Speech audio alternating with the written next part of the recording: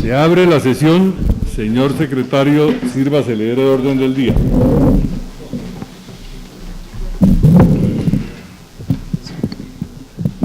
Muy buenas tardes a todos. Esta es una sesión muy especial para la academia, es la penúltima sesión del año académico 2018. Durante el mes se han tenido varias conmemoraciones en la Academia Colombiana de Ciencias Naturales Físicas. Se acaba de desarrollar en Popayán un gran congreso y la Academia hace hoy esta sesión conmemorativa del 250 aniversario del nacimiento de Francisco José de Caldas, quien nació en 1768 y fue sacrificado en la ciudad de Santa Fe, Bogotá, en 1816. Hacemos un saludo muy especial a Monseñor Eleazar Escobar de la Universidad del Rosario. Está también don Fernando Caicedo, uno de los descendientes de uno de los grandes presidentes con su hija. Bienvenidos. Están también miembros de las fuerzas militares, el doctor Anselmo Escobar, el doctor Vargas, el presidente de la Academia de Genealogía de Colombia, el doctor Gallo, representantes del periódico El Siglo, están los académicos. ¿Señor? Bueno, entre los académicos está el director del Archivo Nacional y presidente de la Comisión del Bicentenario, el doctor Armando Martínez. Entonces, está, como siempre, acompañándonos el presidente del Colegio Máximo de las Academias y presidente de la Academia de Historia de Cundinamarca, el doctor David Rubio. Agradecemos la presencia y la participación del académico Alberto Gómez Gutiérrez. Entonces, con este preámbulo y en este homenaje al sabio Caldas, como se le conoce familiarmente en América Meridional, vamos a dar inicio a la sesión. Hemos hecho muy rápidamente un pequeño recordatorio con algunas de las publicaciones del sabio Caldas, de algunos de sus biógrafos. Es una vitrina que hemos organizado sobre el humo en el día de hoy con Alberto, de manera que después de la sesión tendremos una copa de vino para poder departir. Señor presidente, me voy a permitir informar que el orden del día es el siguiente. Orden del día para la sesión ordinaria del 30 de octubre de 2018, en la cual se conmemora el 250 aniversario del natalicio de don Francisco José de Caldas, 1768-1816. Primero, himno nacional de la República de Colombia. Segundo, palabras de saludo del presidente académico Eduardo Durán. Tercero, presentación de libros. Cuatro, proposiciones. Discurso de orden del académico Alberto Gómez Gutiérrez, quien disertará sobre el tema don Francisco José de Caldas Tenorio, 1768-1816, artículos sobre su vida y obra publicados en el Boletín de Historia y Antigüedades de la Academia Colombiana de Historia. Concluido el acto académico, se ofrecerá un vino de honor. Leído el orden del día, señor presidente. Consideración del orden del día. ¿Lo aprueban los señores académicos? Himno nacional de la República de Colombia.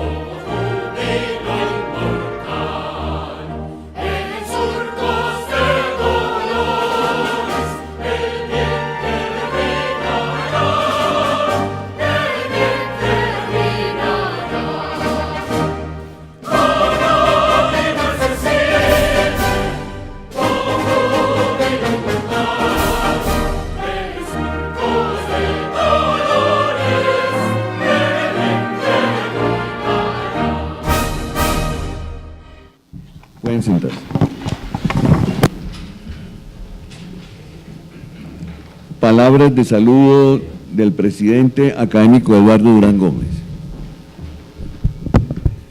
Muy buenas tardes para todos los señores académicos que nos acompañan, para los invitados especiales, señor presidente del Colegio Máximo de las Academias, el señor presidente de la Academia de Genealogía, el ilustrísimo monseñor representante de la Universidad del Rosario y, en fin, todos los que nos acompañan.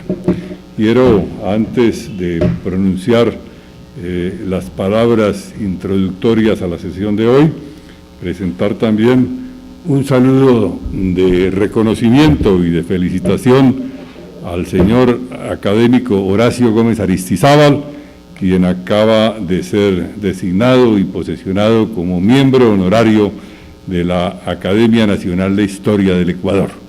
Pido para él un aplauso.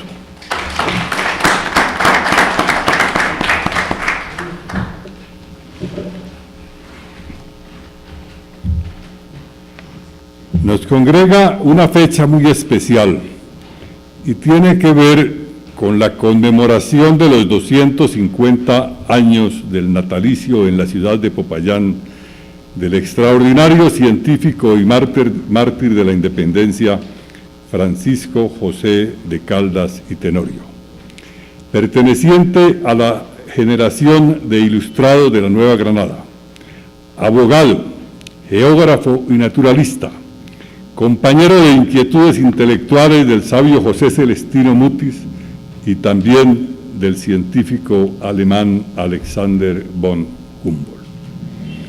Desde muy temprana edad comenzó a experimentar inquietudes científicas que se traducían en su capacidad de análisis para hallar la explicación a muchos fenómenos de la naturaleza y fue quien llegó a calcular por medio de la ebullición del agua la altitud de los accidentes geográficos. En 1805 se convirtió en astrónomo de la Real Expedición Botánica y fue nombrado director del Observatorio Astronómico de Santa Fe de Bogotá.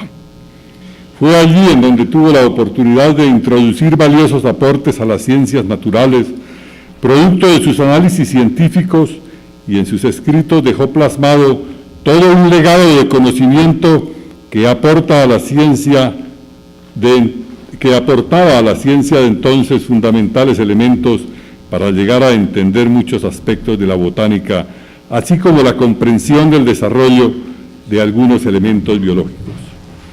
En 1908 comienza a publicar su importante obra Semanario del Nuevo Reino de Granada, que posteriormente complementaría con sus impresionantes memorias.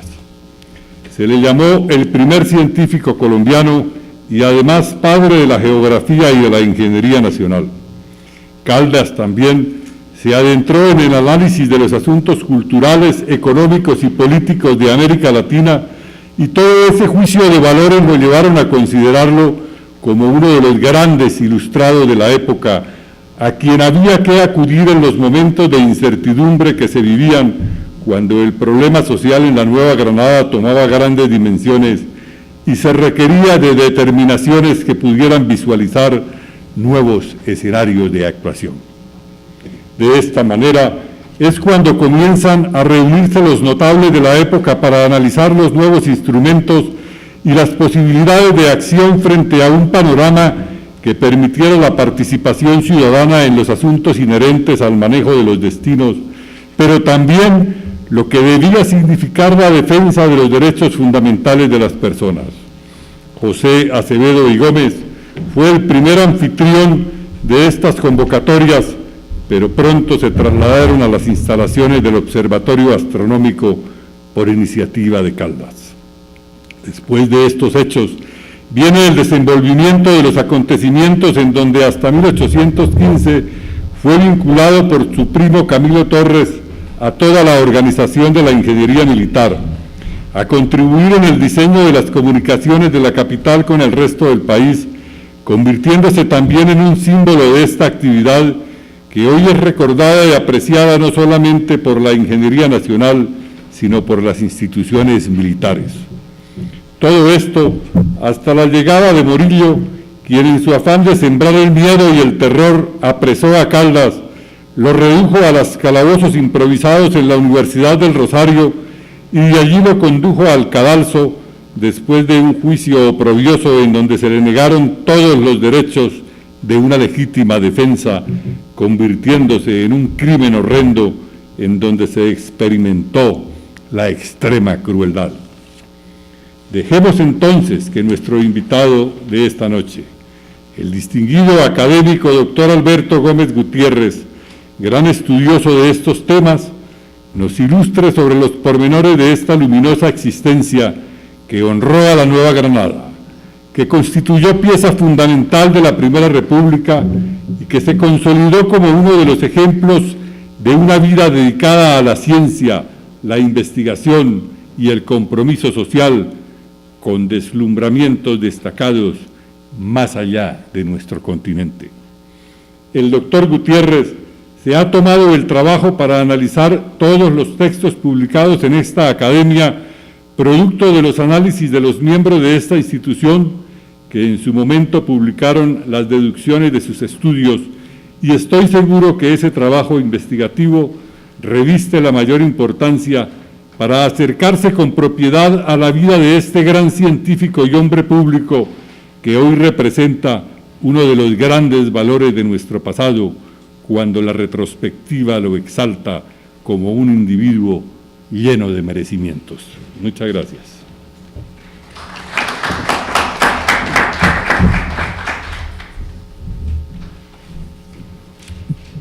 Presentación de libros. Tiene la palabra la académica Adelaida Zurdiz. Micrófono, por favor.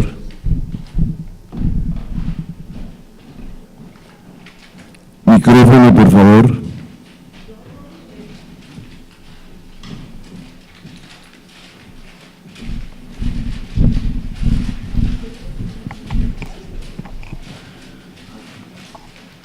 Gracias.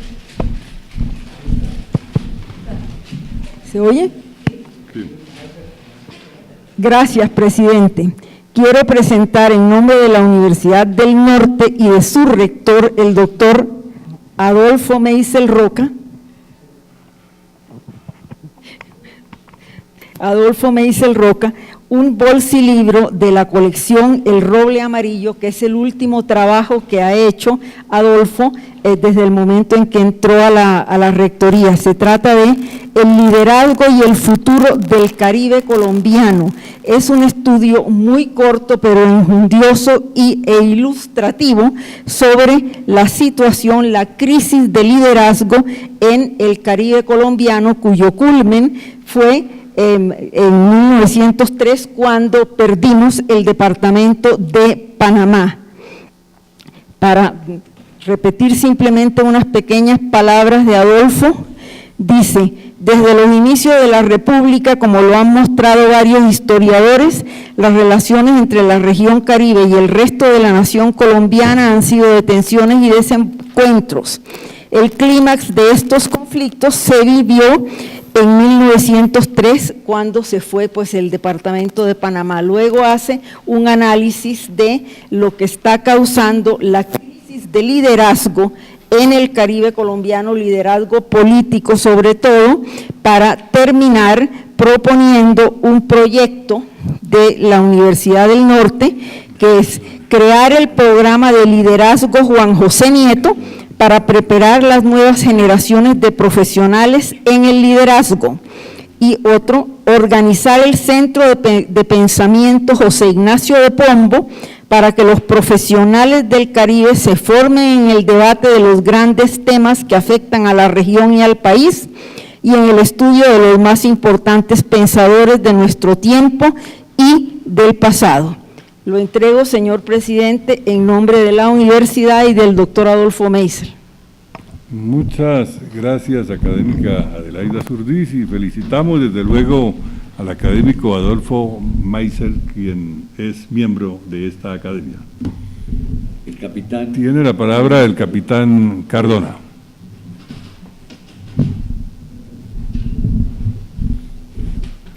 Muchas gracias, señor presidente. Señor académico, buenas tardes.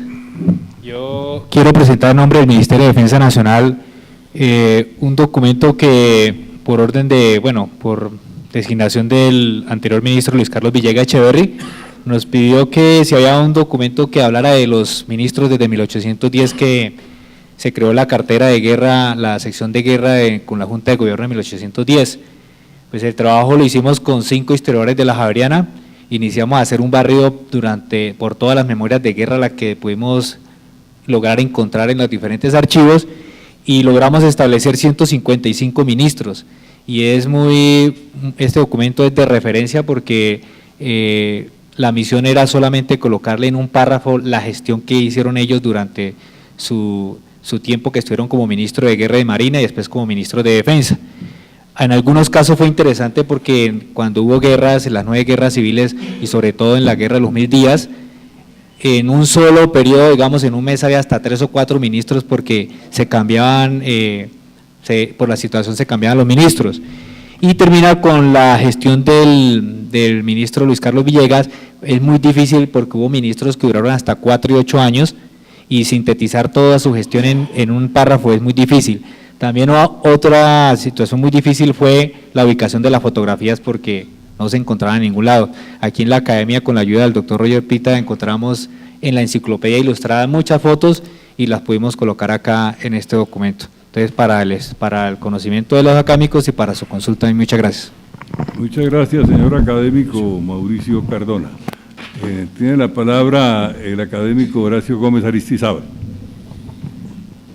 Quiero agradecer muy sinceramente la acogida de la academia por el reconocimiento que se me ha hecho, pero quiero manifestar que fue muy solemne la posesión.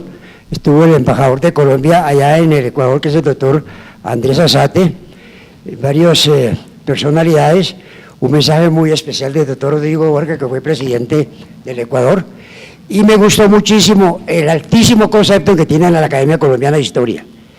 Y no olvidemos que muchos de los académicos de esa academia no solamente son miembros de nuestra academia, sino que también son miembros de academias muy prestigiosas como la Argentina, como la del Perú, como la de México, y hicieron grandísimos elogios, haciendo alusión en forma comparativa de lo que rinde esa academia en comparación con otras academias de América Latina. Y me impresionó mucho también la pujanza de esa academia, de la cual también es miembro honorario el doctor Eduardo Durán, Antonio Cacua Prada, y se me escapan también algunos otros nombres, pero me gustó mucho la acogida que tiene la cultura en el Ecuador. Esa academia, como contamos con Eduardo, tiene una edificación de 4 pisos, tienen ascensor, parqueadero para 20 carros, hacen publicaciones muy importantes y fuera de eso mantienen estas invitaciones. Por ejemplo, el caso mío, me pagaron pasaje, hotel, las atenciones, que eso no lo ve uno en el ambiente académico por la pobreza franciscana en que trabajan la intelectualidad, no solamente en Colombia, sino en el mundo entero. Y aquí destacó pues mucho el buen concepto que hay de esta academia a nivel continental. Muchas gracias. Bueno, gracias, académico Horacio Gómez Aristizábal. Tiene la palabra el académico director de la biblioteca Roger Pita. Gracias, presidente. Para reportar la llegada de la revista Coherencia, que es de las pocas que mantiene canje activo con la academia, en el volumen número 29 con tema libre. Muchas gracias. Gracias, académico Roger Pita. Continuamos con el orden del día. Antes de entrar a el discurso del señor académico Alberto Gómez, yo quiero hacer un reconocimiento al comandante del batallón de infantería número 37, coronel Wilson Hernández Viveros, quien había programado la intervención de la banda militar del batallón Guardia Presidencial para este acto. Desafortunadamente, el señor presidente tuvo necesidad de usar a la misma hora la banda, de manera que nos tuvimos que privar de ese homenaje a la memoria de Francisco José de Caldas. Quiero, señor presidente, presentar las excusas de algunos de los académicos. El padre Fernán González, quien está haciendo una presentación de un libro en otro escenario de Bogotá. Los académicos Benjamín Ardila, Rodolfo Segovia, coronel Gentil Almario Vieda, Alberto Corradain, Adolfo de Francisco, Enrique Gaviria, padre Alberto Gutiérrez, general José Roberto Ibáñez, Rodrigo Llanos, Roberto Pineda y Marco González. Hay un mensaje especial del expresidente Ernesto Samper y del expresidente Belisario Betancur, con un saludo especial al orador de esta tarde. Sin más, me permito entonces, presidente, anunciar el discurso de orden del académico doctor Alberto Gómez Gutiérrez, quien disertará sobre el tema don Francisco José de Caldas Tenorio, artículos sobre su vida y obra publicados en el Boletín de Historia de Antigüedades de la Academia Colombiana de Historia y de la Academia de Ciencias Naturales. Tiene la palabra el señor académico Alberto Gómez Gutiérrez. Señores miembros de la mesa directiva, señoras y señores académicos, señoras y señores invitados especiales. La revista de la Academia Colombiana de Ciencias Exactas, Físicas y Naturales publicó en este mes, para el 250 aniversario del nacimiento de Francisco José de Caldas, una antología comentada de los artículos sobre su vida y obra entre 1936, fecha de fundación de la revista, y 2017. En esta se relacionaron también los libros que tratan sobre Caldas publicados con fondos de la Academia de Ciencias, principalmente por los académicos Alfredo Bateman, Jorge Arias de Grave y Santiago Díaz Piedradita, solos o en colaboración con otros autores. Estos se listan en la tabla 1.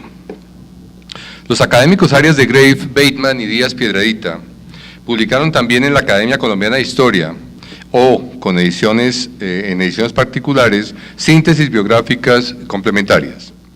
En la antología referida se incluyeron 5 artículos póstumos firmados por Caldas. El primero de estos en 1937, contiene la memoria sobre el estado de las quinas en general y en particular sobre las de Loja, cuya fecha original se reporta en Quito y marzo 16 de 1805. Una sola ilustración acompaña el texto y esta corresponde a la carta topográfica de las cercanías de Loja que producen la cinchona officinalis levantada por Francisco José de Caldas en octubre de 1804. Además de precisar los términos de altitud y latitud de las quinas de Loja, Caldas concluyó su memoria proponiendo un programa pionero de sustitución de cultivos en la época. Comillas. De todo lo dicho hasta aquí resulta que en toda la América Meridional, solo en las 200 leguas de las inmediaciones de Loja se halla la verdadera cinchona officinalis, la única que se remite por cuenta de su majestad a la botica real, que acotándola bajo los límites que prescribe la carta adjunta, corrigiendo algunos abusos y sobre todo promoviendo los plantíos, pueden proveer para siempre estos bosques no solo de las 400 o 500 arrobas que se extraen hoy, sino una cantidad mucho mayor, que, animando los trasplantes a otros lugares análogos del reino, se multiplicará este específico prodigiosamente con notables ventajas de los pueblos y del rey, que esta providencia digna de un soberano clemente sacará a muchas familias de la miseria y reanimará considerablemente el comercio moribundo de la provincia de Quito. En fin, que para impedir los cortes indiscretos y los abusos de los particulares se formen ordenanzas que prescriban el método, la cantidad, el tiempo en que deben verificarse los acopios. Cierro comillas. Esta memoria fue presentada en ese mismo número en medio de las notas editoriales de Jorge Álvarez Lleras, bajo el subtítulo de la quinología de Caldas y un nuevo aspecto científico de este prócer. Y hacía parte de una sucesión de artículos sobre la expedición botánica, específicamente sobre la quina, que emprendió la Academia a partir del texto de José Jerónimo Triana, titulado La quinología de Mutis. La segunda referencia de los académicos a Caldas, después de la que correspondió a su memoria póstuma sobre las quinas, apareció en las notas editoriales del número 5 de 1938, bajo el descriptor de los escritos de Caldas. En esta sección editorial se enumeraron 22 textos atendiendo a su orden cronológico, sucedidos por 8 escritos más. A continuación, se incluyó la copia de una carta inédita del sabio dirigida al doctor Antonio Arboleda de Popayán, remitida a la Academia por uno de sus descendientes, don Vicente J. Arboleda, con el objeto de que sea conocida en su intimidad. Esta epístola haría parte de las 195 cartas de Caldas, que fueron posteriormente editadas para la Academia de Ciencias en el año 1978 por los académicos Alfredo Bateman y Jorge Arias de Grave. Se presentan en esta tabla 3 los 30 textos relacionados por Álvarez Lleras en el editorial de 1938, con la advertencia de que no se pretendía que esta fuera una lista exhaustiva de la obra caldasiana. En efecto, en el año 1912, el historiador Eduardo Posada había compilado 45 trabajos caldasianos bajo el título de Obras de Caldas, en el volumen 9 de la colección Biblioteca de Historia Nacional de la Academia. Estos se presentan en la tabla 4 en orden cronológico. La revista de la Academia de Ciencias publicó también en aquel año una nueva referencia de los académicos al payanés en las notas de la dirección con motivo del 4º centenario de la Fundación de Bogotá.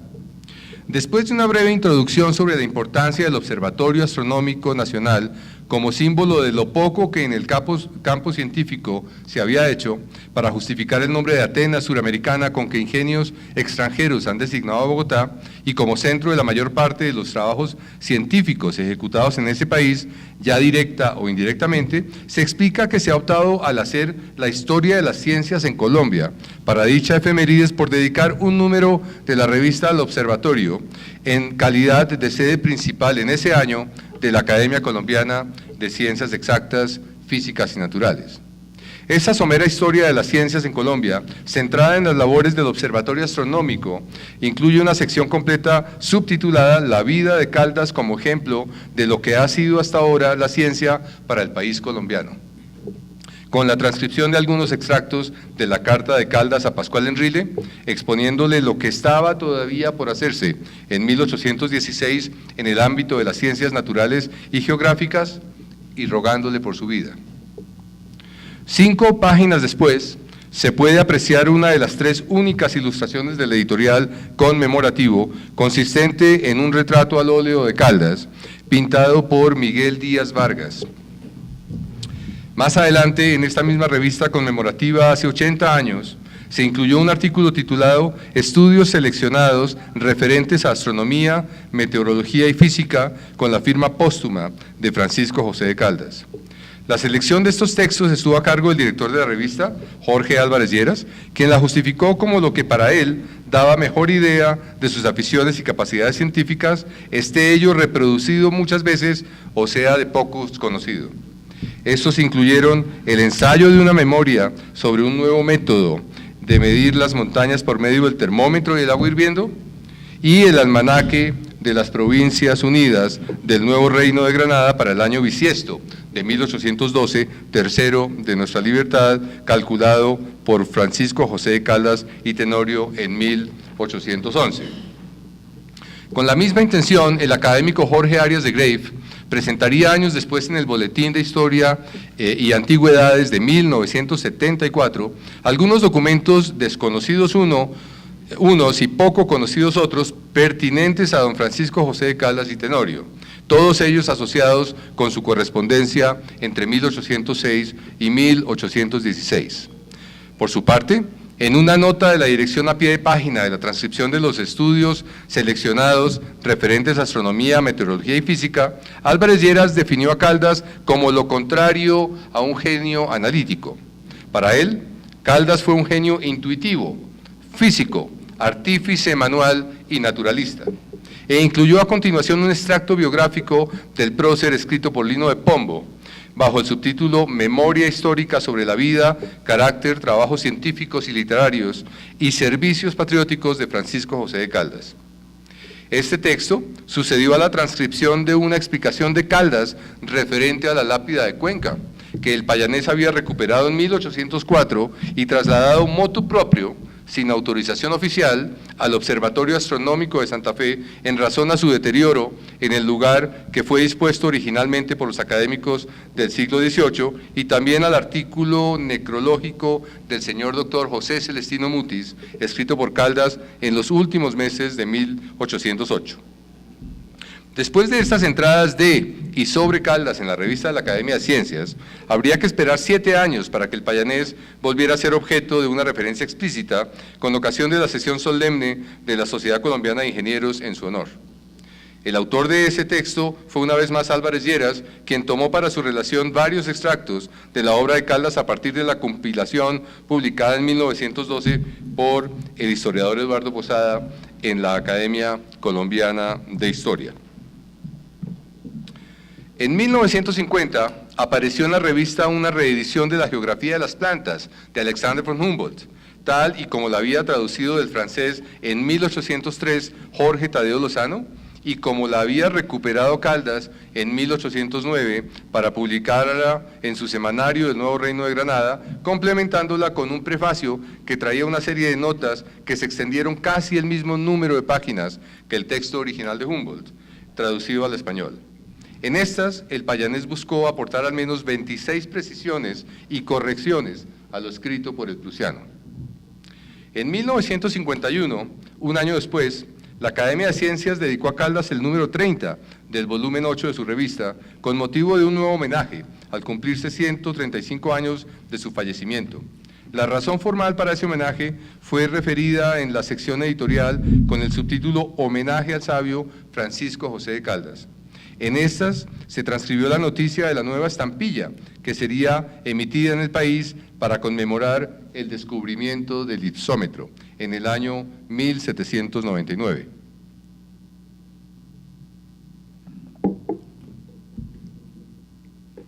Esta estampilla había sido solicitada al presidente de la República por la Academia en una de sus primeras resoluciones institucionales. La solicitud de la Academia de Ciencias fue aceptada con el decreto 3260 de octubre 25 de 1950, emitido solo un mes y 13 días después de la solicitud. Sin embargo, la estampilla sería emitida solamente 8 años después, en 1958, con un valor de 25 centavos y con un diseño diferente al del maestro Luis Alberto Acuña, inicialmente propuesto por la Academia. También en 1951, la revista de la Academia de Ciencias incluyó un artículo completo titulado El amor y la sabiduría de Francisco José de Caldas, escrito por el profesor Luis María Murillo, subsecretario de la Academia. En ese artículo, que era una transcripción de las palabras que el entomólogo Murillo había pronunciado el 22 de agosto de 1950 en el 147 aniversario de la fundación del observatorio y que el Boletín de Historia de Antigüedades había publicado en ese mismo año, se resume la vida y obra de Caldas en 5 hitos principales. Primero, el descubrimiento del ipsómetro, 1799. Segundo, la nivelación de las plantas que se cultivan en la vecindad del Ecuador, 1803. Tercero, el semanario del Nuevo Reino de Granada, 1808 a 1811. Cuarto, el matrimonio Caldas-Barahona, 1810. Quinto, la carta de Caldas a Pascual Enrile unos días antes de su fusilamiento en 1816. Una sola ilustración incluyó Murillo en la revista de la Academia de Ciencias, y esta correspondió al retrato grabado de Caldas, elaborado por Antonio Rodríguez para el papel periódico ilustrado de Alberto Urdaneta en 1883, a partir del modelo original de Antoine Mauguin, publicado por Joaquín Acosta en París en 1849, para abrir su reedición de artículos del Semanario de la Nueva Granada. El grabado de Rodríguez se publicó en la revista de la Academia con un velo de papel translúcido que tenía impresos 2 párrafos con la descripción física y psíquica que hizo Lino de Pombo de su maestro, a quien había conocido bien en vida. Decía Lino de Pombo, comillas, era Caldas de estatura regular y complexión robusta, su color moreno, el rostro redondo, la frente espaciosa, los ojos negros algo melancólicos, el pelo negro y lacio, el cuello corto, su andar desembarazado, pero lento y contemplativo. Vestía de ordinario una levita, o sobre todo de paño oscuro, que abrochaba y desabrochaba sin cesar, cambiando de solapa, de manera que duraban muy poco los botones. Y no dejaba de la mano un bastoncito flexible, ni de la boca un pedacito de tabaco fino retorcido.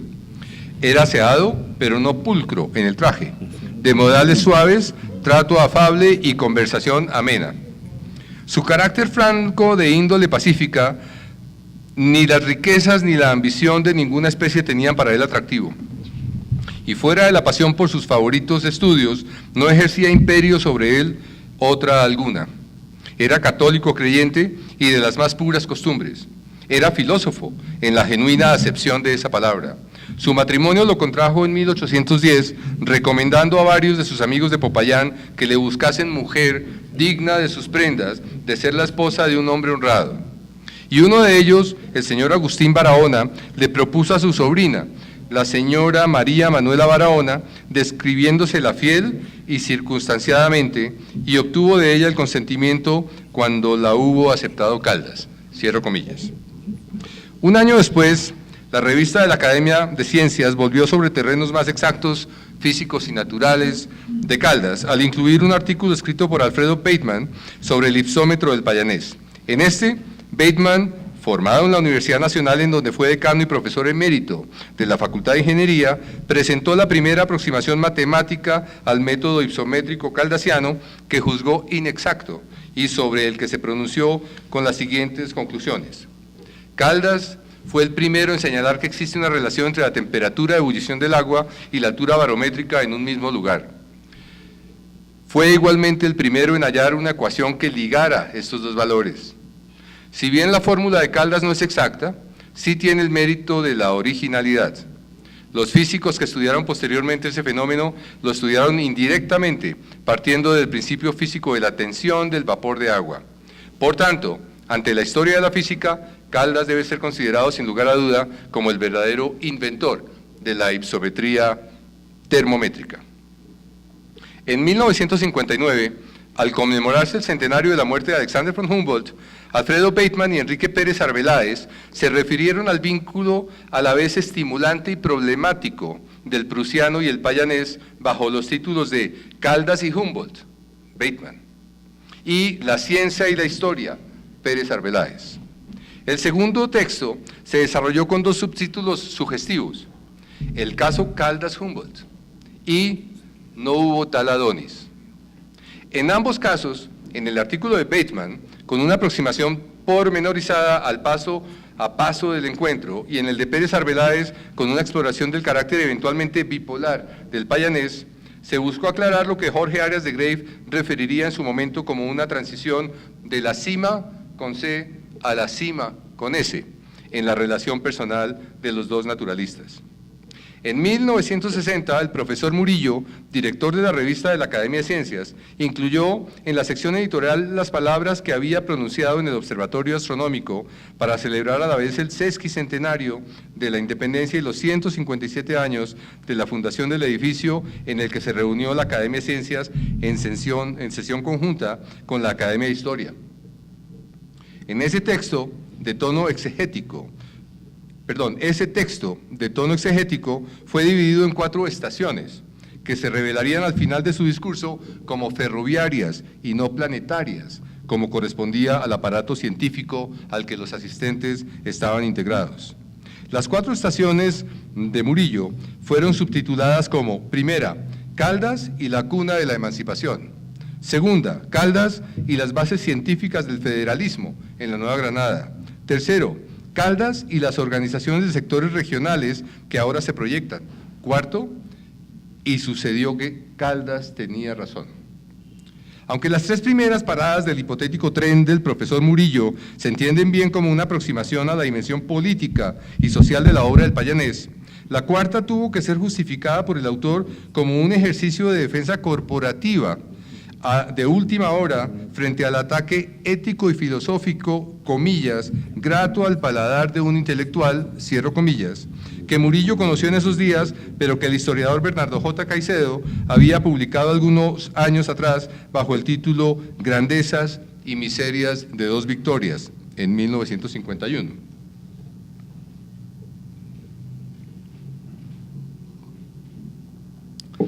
En su obra, Caicedo perfiló a Caldas como el principal instigador de la lucha entre centralistas y federalistas, cuando los ejércitos comandados por Antonio Baraya y Antonio Nariño se enfrentaron en sendas ocasiones, primero en Ventaquemada y luego en la Plaza de San Victorino en Santa Fe, en una partida que quedó empatada, 1-1, pero que le dio la victoria final a Nariño, a quien Caldas calificó en su correspondencia después de su paso al campo federalista de tirano. La metáfora que el historiador Caicedo utilizó como leitmotiv para apuntalar su teoría política sobre el paradójico Caldas, a quien describe como la eminencia gris de lo que algunos han llamado la patria boba y otros la Primera República, fue tomada del retrato escrito que Lino de Pombo hizo de su maestro, quien, decía el pupilo, comillas, abrochaba y desabrochaba sin cesar su levita de paño oscuro, cambiando de solapa, de manera que duraban muy poco los botones, cierro comillas. Sigue a ese artículo editorial un extracto del texto que el geógrafo Pablo Vila había publicado en marzo de ese mismo año en la revista Shell de Venezuela, titulado Caldas y los orígenes eurocriollos de la geobotánica, con el que fundamentaba la sincronía de la formulación teórica de la biogeografía en Caldas y en Humboldt, bajo los descriptores de fitografía o nivelación de las plantas en el payanés y geografía de las plantas en el prusiano. El texto del profesor Vila sigue siendo consultado y referenciado por científicos e historiadores por cuanto es una pieza particularmente bien estructurada y ponderada, que evitando el tono geográfico que fue usado en el siglo XX y haciendo justicia al título de su artículo, explica bien los orígenes a la vez europeos y criollos de la geobotánica o biogeografía. Dice Vila que al comentarle al prusiano sobre su método ipsométrico, el varón debió darse cuenta de que aquel criollo se hallaba en el camino de establecer las relaciones existentes entre las plantas, la temperatura y la altitud, lo cual no dejó de sorprenderle. Ambos, opina Vila, se encontraron en la vía de los mismos estudios geobotánicos y se encontraron en un silencio explícito, ambos en silencio, en medio de tanta elocuencia. Un silencio, pues, elocuente. El historiador Mauricio Nieto, en un coloquio de la Academia de Ciencias en el primer semestre de 2018 sobre el encuentro Humboldt-Caldas en el dominio de la teoría biogeográfica, comentó que debe mirarse con reserva cualquier elaboración sobre la prioridad científica, puesto que ésta rara vez surge aislada en la mente de un solo individuo y es usualmente producto de una comunidad ilustrada. En respuesta a esa recomendación se podría proponer una alternativa para la controversia Humboldt-Caldas, tanto como para otros casos similares en la historia de las ciencias que permanecen enredados en una discusión sin fin de eventuales prioridades, la de considerar los determinantes de esas simultaneidades, de esas sincronías. ¿Cómo, en dónde y por qué se encontraron dos individuos tan disímiles en lo que Vila llamó la vía de los mismos estudios geobotánicos? Pero volvamos a 1960. En ese año se publicó un texto adicional en la revista de la Academia Colombiana de Ciencias, esta vez escrito por dos reconocidos miembros de la Academia Colombiana de Historia, Luis Martínez Delgado y Sergio Elías Ortiz, bajo el título Francisco José de Caldas, periodista. En este, los historiadores Martínez y Ortiz presentan los antecedentes coloniales del periodismo en la Nueva Granada, las razones que hicieron necesario un nuevo diario político de Santa Fe de Bogotá tras la firma del Acta de la Independencia del 20 de julio de 1810 y cómo esta función recayó en parte en Francisco José de Caldas en razón a su experiencia de publicista científico y social en el más reciente seriado colonial, el Semanario del Nuevo Reino de Granada, fundado en 1808, apenas 2 años atrás y todavía en circulación en esos días. Caldas se había asociado con Joaquín Camacho para solicitar a la nueva Junta Suprema de Gobierno en 1810 que les permitiese la impresión de un papel público con el objeto de presentar al reino los derechos de sus pueblos, conciliándolos con el decoro de la soberanía que los representa. La respuesta fue positiva, disponiendo la suma de 2.000 pesos, la cual debían reintegrar de los productos de su impresión dentro del preciso término de 6 meses que proponen los redactores a la Real Hacienda, de cuyos fondos se ha de verificar el suplemento. Caldas y Camacho habían obtenido así a la vez el permiso y la plata para llevar a cabo su iniciativa.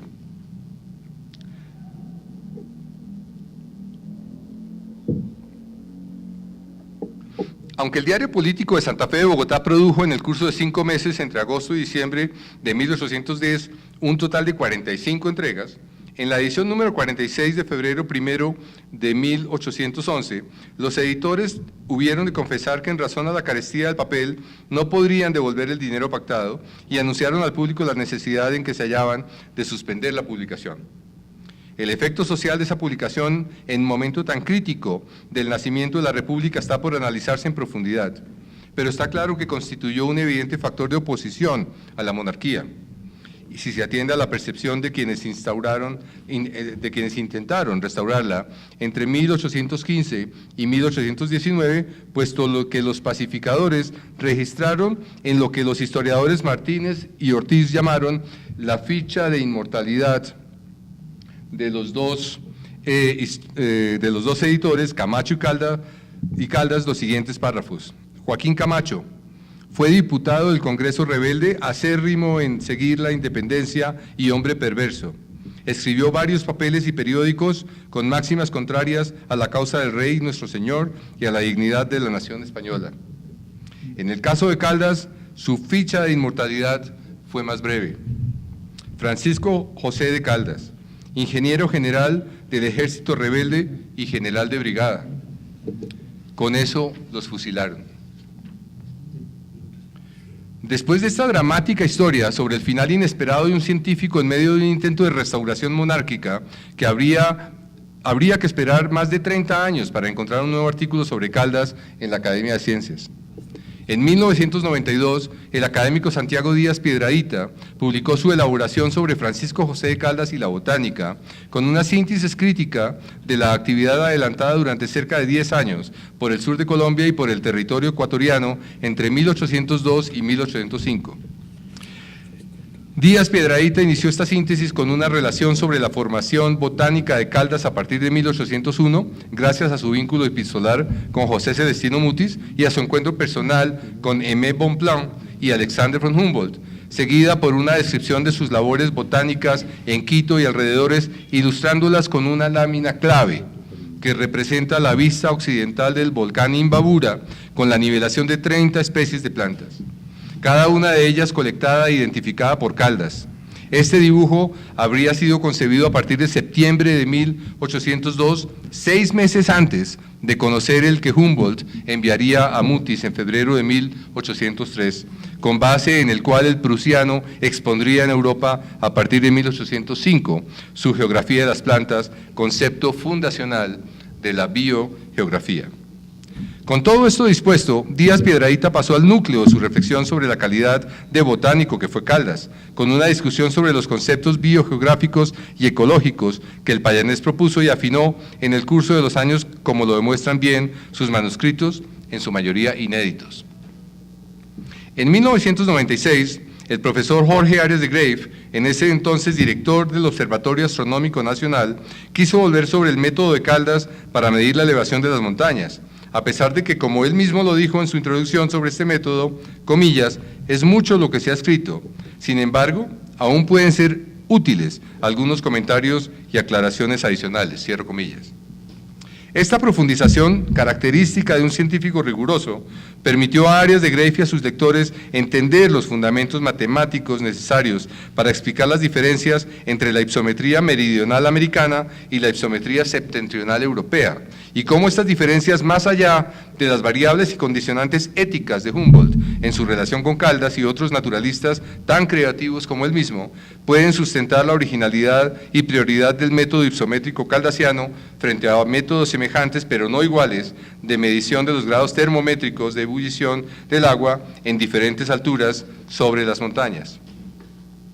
20 años después de esta reflexión de Arias de Grave, en el bicentenario de la muerte de Caldas en 2016, se optó por dedicar al payanés en la Academia de Ciencias 3 portadas sucesivas, todas ellas alusivas a su obra.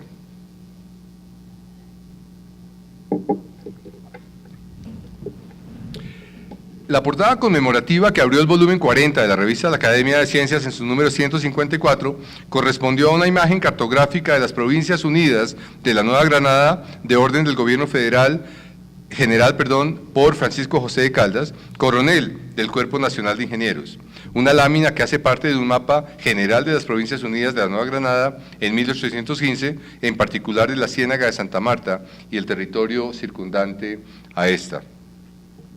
La siguiente portada, en el número 155, traía una serie de mariposas conservadas en un insectario que Jorge Reynolds Pombo, emparentado por su línea materna con Caldas, reportó como las mariposas de Francisco José de Caldas y Tenorio.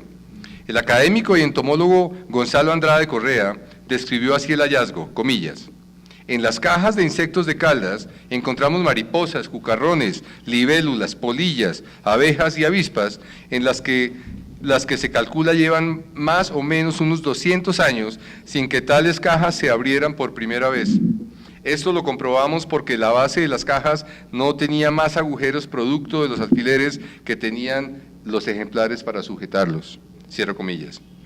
Las mariposas están siendo analizadas por Andrade Correa y hasta el momento no se ha encontrado ningún indicio que contradiga el hecho de que este insectario hubiera podido pertenecer a Caldas. Tampoco una confirmación. La tercera portada del año en el que se recordó en la revista de la Academia de Ciencias el bicentenario del fusilamiento de Caldas, trajo la imagen de la primera página de un manuscrito caldasiano hallado en una librería de antigüedades de París y repatriado por la Pontificia Universidad Javeriana Bogotá en ese mismo año de 2016.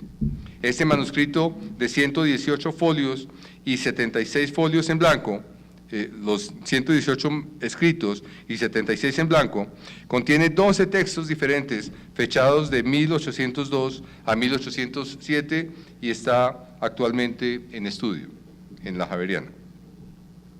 Una vez rememorado en la revista de la Academia de Ciencias el año de la desaparición de uno de los primeros científicos del nombre en nuestro país y ya iniciando el nuevo año de 2017, apareció en el número 159 de la revista un artículo escrito por el astrónomo Gregorio Portilla, en ese momento director del Observatorio Astronómico Nacional, quien recordó en el mismo edificio que inauguró Caldas la atención que el payanés le prestó allí 210 años atrás a un cometa que cruzó el cielo santafereño en 1807. Profesor Portilla menciona que es poco lo que se ha escrito sobre las ocupaciones específicamente astronómicas de Caldas y que esto podría obedecer a que el propio Caldas rehuía las ciencias básicas, expresándose sobre una de estas, la astronomía pura, con displicencia, comillas, decía Caldas. Observar el cielo por observarlo sería una ocupación honesta, pero no pasaría a ser una curiosidad estéril que llenase los momentos del hombre ocioso y acomodado. Queremos que nuestros trabajos astronómicos mejoren nuestra geografía, nuestros caminos, nuestros comercios. Cierro comillas. Caldas, dice Portilla, contempla la astronomía como una herramienta subsidiaria de la geografía. A pesar de esto, en aquel año de 1807, Caldas dedicó varias noches a la observación estéril del cometa que hoy se conoce como el cometa C1807R1. Hasta aquí lo publicado sobre Caldas entre 1936 y 2017 en la revista de la Academia Colombiana de Ciencias Exactas, Físicas y Naturales. En el suplemento publicado en este mes de octubre de 2018, Elizabeth Castañeda, editora en jefe de la revista, consideró que esa antología respondía, comillas, con creces, a los anhelos que en torno a la figura de Caldas expresara en el origen mismo de la revista, hace 82 años, su primer editor. 2 puntos. Procurar que este genio de la ciencia colombiana sea conocido del público a través de sus obras. Si a esto solo alcanzara la acción de esta revista, nos daríamos por satisfechos. Cierro comillas. Y este ejercicio antológico podrá servir también para conocer a través de las obras de Caldas los fundamentos de la ciencia colombiana en el paso del siglo XVIII al siglo XIX. Francisco José de Caldas en el Boletín de Historia de Antigüedades. La obra de y sobre Caldas, que ha sido publicada por la Academia Colombiana de Historia, no ha sido aún presentada y compilada más allá de los valiosos ejercicios de indexación que han sido publicados por los académicos Daniel Ortega Ricaurte en 1953 y Jorge Morales Gómez en 2012, comprendiendo los periodos de 1902 a 1952 y de 1902 a 2010, respectivamente. Se puede consultar adicionalmente la tesis de la Facultad de Filosofía y Letras, programa de Bibliotecnología de la Universidad Javeriana, que reporta un ejercicio de indexación complementario en 3 volúmenes, a cargo de Beatriz León, María Dolores Rocha y Marina Rodríguez, el cual fue presentado en 1977, coincidiendo con los 75 años de la Academia Colombiana de Historia. De estos 3 índices pude extractar la siguiente información preliminar en cuanto a la obra de y sobre Caldas que se publicó hasta el año 2010 en el Boletín de Historia de Antigüedades, de acuerdo con lo registrado en las secciones de autores y materias compiladas por los académicos Ortega y Morales y por las bibliotecnólogas León, Rocha y Rodríguez. Los 3 índices reportan entre 45 y 48 entradas que permitirán a los historiadores revisar el detalle de los contenidos correspondientes, tal y como se hizo para la revista de la Academia de Ciencias en este año. Entre 2013 y 2010, solo se registra en el Boletín de Historia de Antigüedades una reseña del académico Efraín Sánchez en 2007 sobre la obra cartográfica de Caldas publicada por Mauricio Nieto y colaboradores en 2006. Para concluir esta ponencia, presentada por la gentil invitación que me hizo en días pasados la mesa directiva de la Academia, dejo en manos de nuestro bibliotecario, doctor Roger Pita, el presente texto, así como una tabla final en orden cronológico con 28 entradas configuradas a partir de los archivos que me fueron remitidos por el académico Luis Horacio López con la colaboración de la bibliotecóloga Sandra Ortiz. Estos podrán servir a quien se interese en acometer una eventual metabiografía del sabio Caldas, con lo que se ha escrito sobre él en las 2 academias de referencia en nuestro país, la Academia de Ciencias y la Academia de Historia. Mil gracias.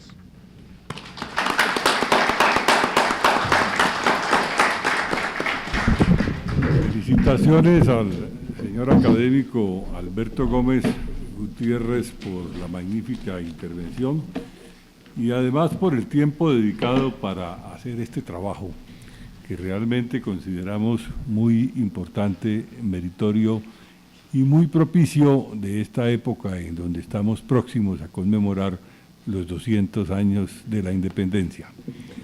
Quiero ofrecer el uso de la palabra para si alguno de los académicos quiere intervenir. Tiene la palabra el académico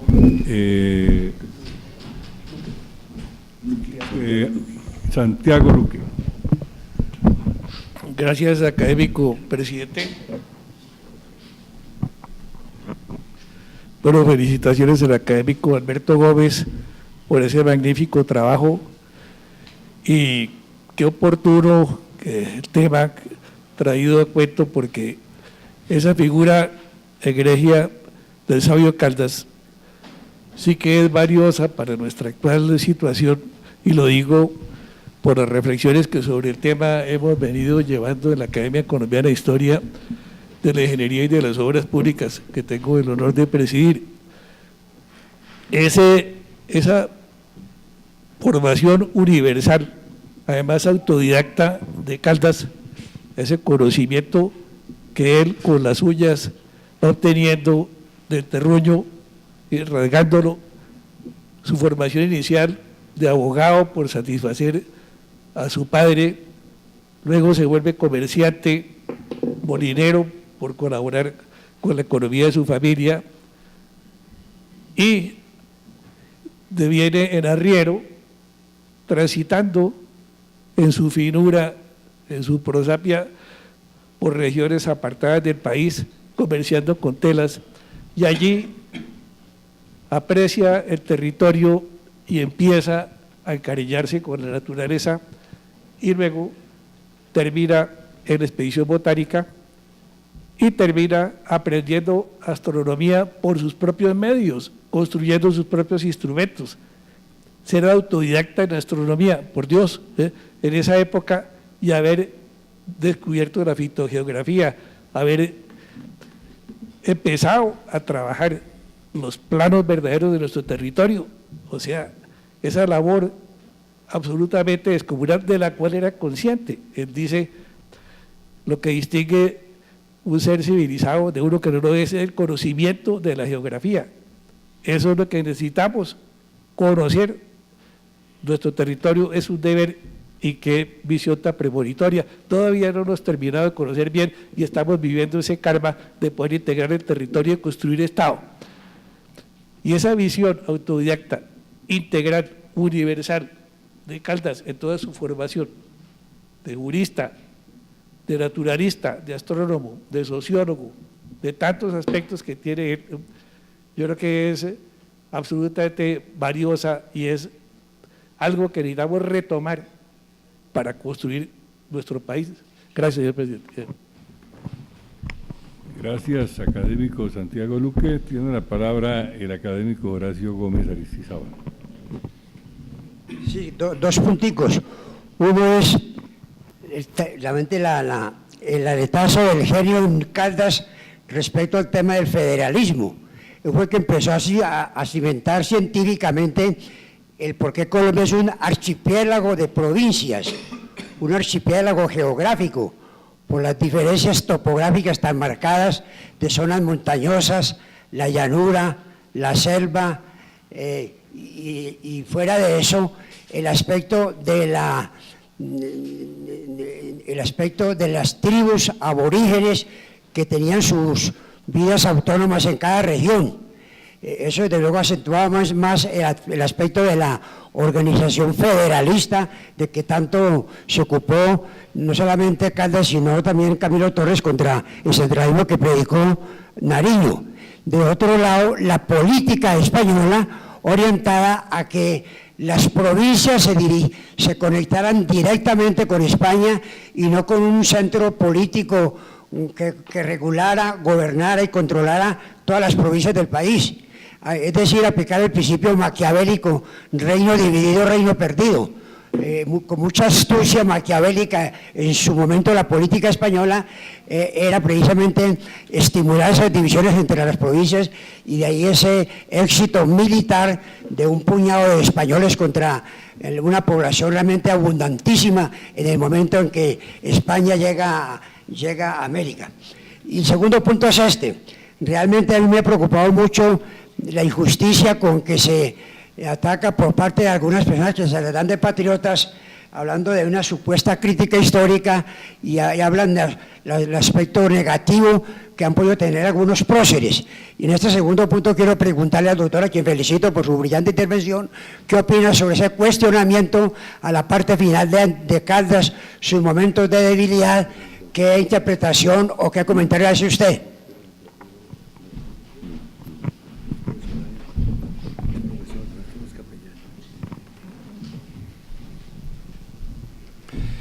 Pues ha sido efectivamente un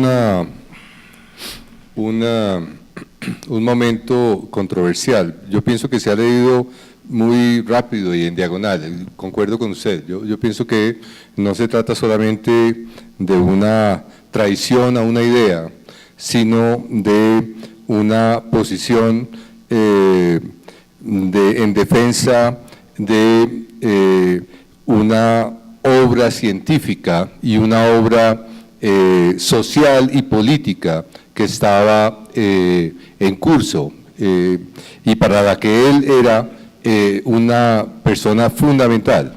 De tal manera que si usted se refiere al hecho de que él ruegue por su vida y abandone la idea de haber sido patriota, me parece que es una lectura un poco rápida y yo también concuerdo con usted, no solamente hay que pasarse al otro campo diciendo que eso no era una lectura, no era una expresión exclusivamente antipatriótica, sino que debemos ver los grises que contiene esa comunicación, que es muy interesante a Pascual Enrile, y considerar lo que venía viviendo Caldas desde 1810. Quiero resaltar lo que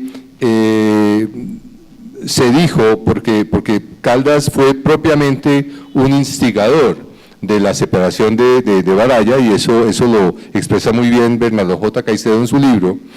Caldas no fue un científico, como diríamos hoy, aséptico. Mauricio Nieto expresó muy bien la dimensión política y social de su obra. Caldas fue un hombre político y social. El hecho de que al final de sus días, en el momento de enfrentar el cadalso, tratara de obtener el perdón de su vida, lo hacía no solamente para defenderse él mismo como individuo, sino para defender una obra que él entendía como una obra importante. De tal manera que yo no me pondría ni en un campo ni en el otro. Yo creo que tenemos que ver las zonas grises de una vida y de hace 200 años, y evitar los juicios anacrónicos, los positivos y los negativos. Yo pienso que hay mucho que estudiar para poder determinar.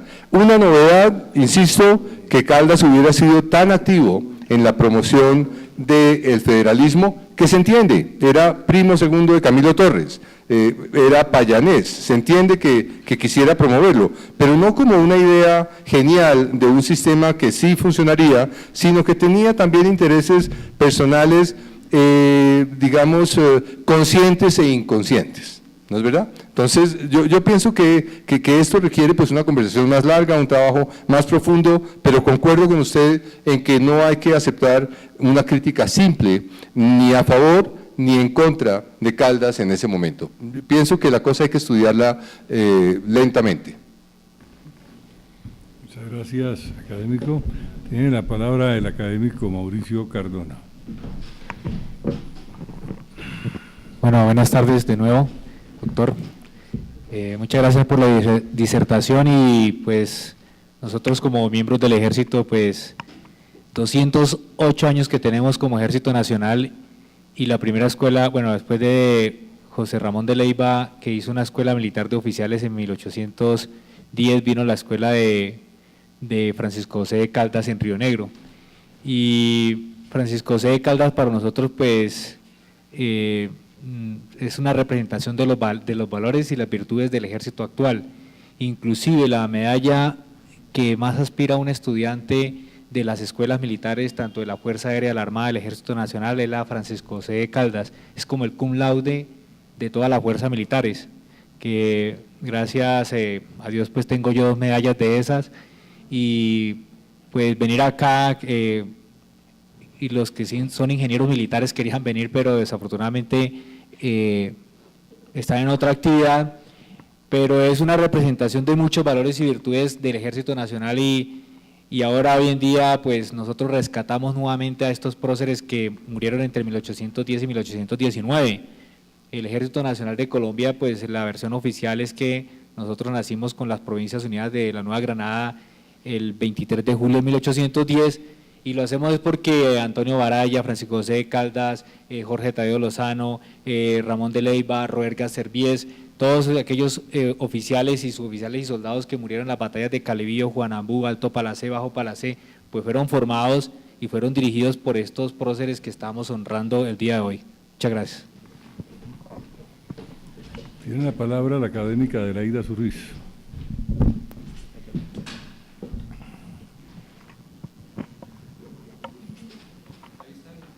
Aquí está bien. Gracias, presidente. Yo quiero felicitar a nuestro querido conferenciante porque me pareció excelente la presentación sobre Caldas, y quiero complementar un poquito la respuesta que tú acabas de dar a la inquietud de Horacio, y es la siguiente: a los próceres, sobre todo a los próceres de la Primera República, se les ha tachado que al final se desdicieron, abjuraron, negaron que eran patriotas, es decir, es una situación que no se entiende muy bien. Pues yo he estudiado un poco el caso de lo que fueron todos los mártires de Cartagena, lo que fueron los mártires de Cartagena. Resulta que muchos de ellos, y eso debió suceder pues con otros más, trataban de modificar su conducta. ¿Para qué? No porque estuvieran arrepintiéndose de su comportamiento, sino porque había un reglamento dictado por Morillo en Venezuela que graduaba la clase de culpa y los grados de culpabilidad. Y de acuerdo con el grado de culpabilidad que tuviera el sindicado, su familia, sus hijos, sus bienes y sus obras podían salvarse. En cuanto a los mártires de Cartagena, que yo estudié la situación, llegué a la conclusión que muchos de ellos presentaron este comportamiento no porque estuvieran renegando de que habían sido rebeldes o patriotas, no, sino tratando de salvar lo que quedaba de ellos. Sabían que iban a morir, pero quedaba familia, quedaban propiedades, quedaban hijos y quedaba su obra. Entonces, es simplemente para complementar, porque yo también estoy de acuerdo en que no se puede hablar de los hombres de la Primera República como si hubieran renegado de todo lo que hicieron cuando ellos construyeron la República. Gracias. Tiene la palabra el académico secretario Luis Horacio López.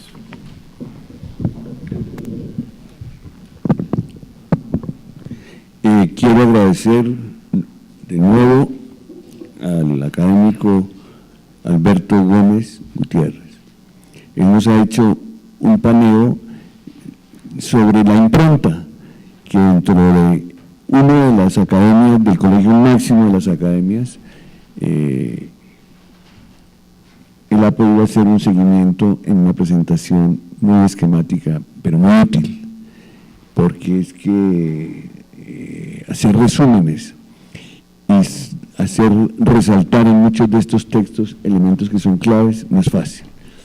Él nos pone un reto con relación a lo del boletín de Historia de Antigüedades. Yo quiero agradecerle de todo corazón el interés en medio de su preparación de otra ponencia que estaba haciendo para el congreso que terminó la semana pasada en Popayán, las dificultades para poderle suministrar rápidamente por razones de logística solamente en la academia y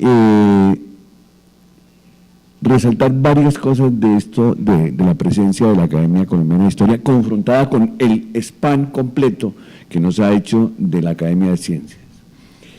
No es que en el 2000, es decir, que prácticamente en el 2007 el último texto de la Academia es una recensión del actual director de publicaciones, el académico Efraín Sánchez, sobre una coedición que ustedes podrán observar en la vitrina que exhibe algunas de las obras que han sido publicadas por esta academia y que es una coedición entre la Universidad de los Andes, CESO, la Academia de Ciencias Exactas, Físicas y Naturales y esta academia que es el Atlas de Mauricio Nieto Larte.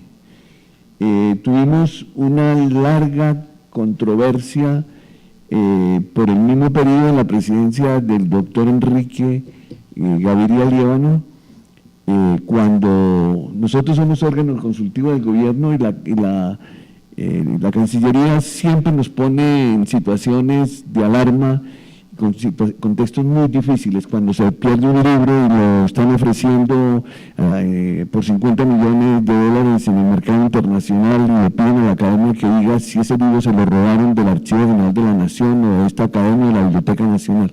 Tuvimos una solicitud de que avaláramos la exportación de los restos de Caldas a España para hacerle un estudio de ADN. Esto fue un trabajo largo y complicado, sobre todo a nivel diplomático. Caldas, ustedes saben, no dejó descendencia masculina, hasta donde entiendo. Segundo, algunos de los que hoy detentan el patrimonio social y cultural tampoco son descendientes directos de él, sino de uno de sus hermanos. Y tercero, pues yo quiero hacer una alusión a una ley, si no estoy mal es 1910 del 2016, que es la Ley de Honores del Congreso de la República, en homenaje al bicentenario de la muerte en el 2016, y que plantea dos elementos. Uno, la realización de un monumento, la otra la publicación de las obras completas, entre comillas, doctor Alberto, esto es un término muy relativo. ¿Qué son obras completas? Cuando aparecen no solamente en Europa, sino acá también, y la erección de un monumento, una placa del Senado de la República en la Universidad del Rosario, Monseñor. Allá estuvimos con la parlamentaria ponente, la doctora María del Rosario Guerra. Pues bien, en ese elemento que yo planteo de la excavación, la academia tuvo un papel fundamental para el salvamento de los restos, porque fueron precisamente el presidente, el secretario y algunos hasta donde en el año 1905 los que, muy comenzando la academia, estuvieron apoyados por personas que conocían de exhumaciones cuando estaban haciendo unas reparaciones en la Veracruz, y encontraron en una fosa Caldas y sus compañeros. Entiendo que fueron cuatro ejecutados con él ese día. Estaban mezclados. Y lo que se nos estaba pidiendo era que nosotros diéramos el concepto para que la Universidad del Cauca reexportara lo que habían dejado del fusilamiento de Caldas a una universidad, no voy a hacer mención a cuál, una universidad española. Y uno de los planteamientos que se hizo es en Colombia hay un desarrollo científico y tecnológico suficiente que no necesariamente tiene que ser, y el liderazgo un poco iba por el lado del geneticista que lideró con el general Chávez la apertura por quinta vez del sepulcro de Simón Bolívar en Caracas. Era por esa línea, la academia dio una pelea. De eso está el documento por escribir. Quiero invocar la memoria de 3 personas.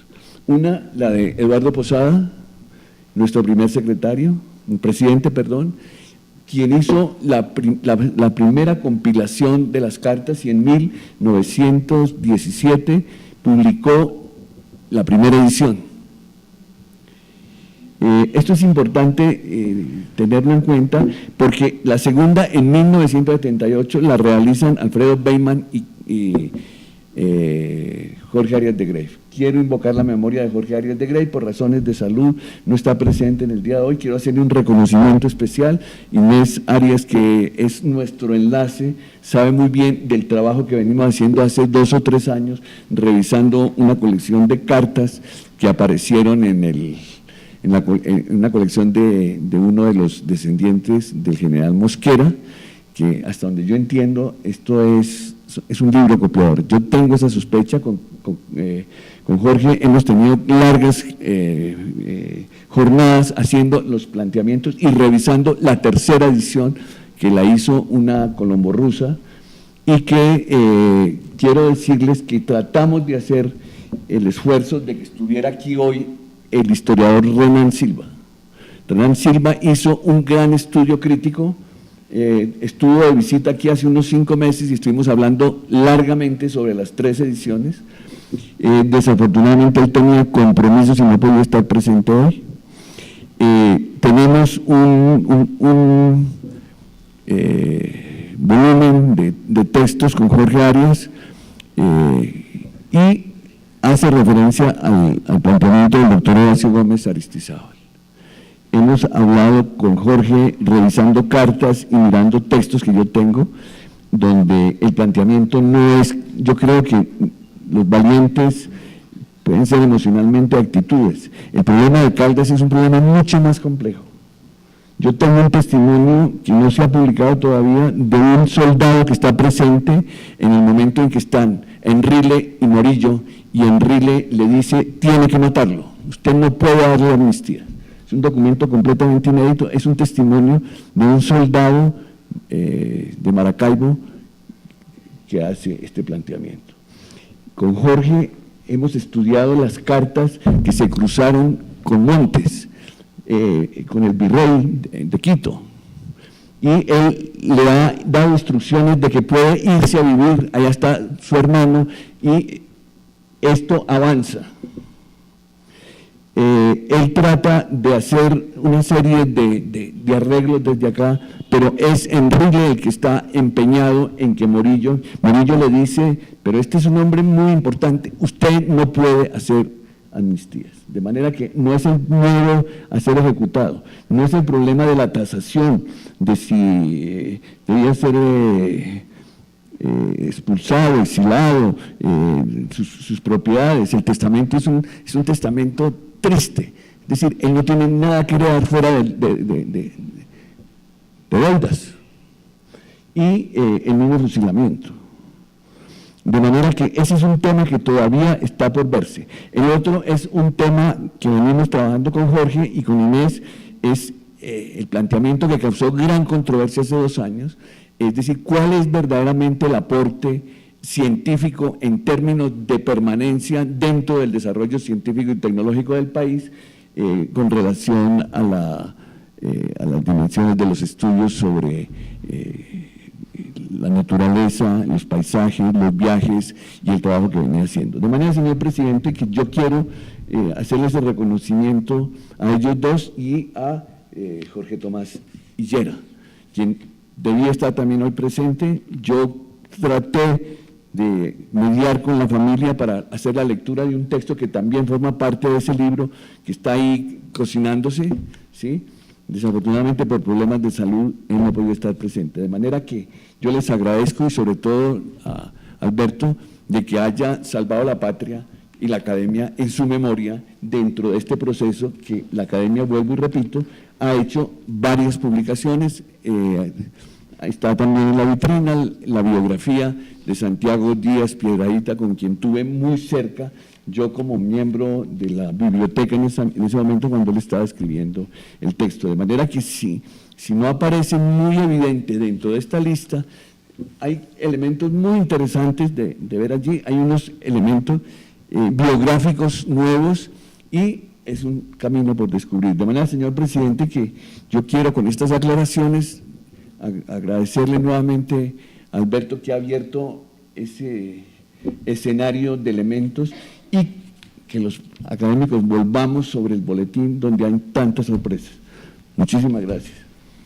Bueno, muchas gracias nuevamente al académico Alberto Gómez Gutiérrez por su magnífica intervención. Muchas gracias a los académicos que han intervenido en este importante análisis sobre la vida de Francisco José de Caldas y pues agotado el orden del día levantamos la sesión.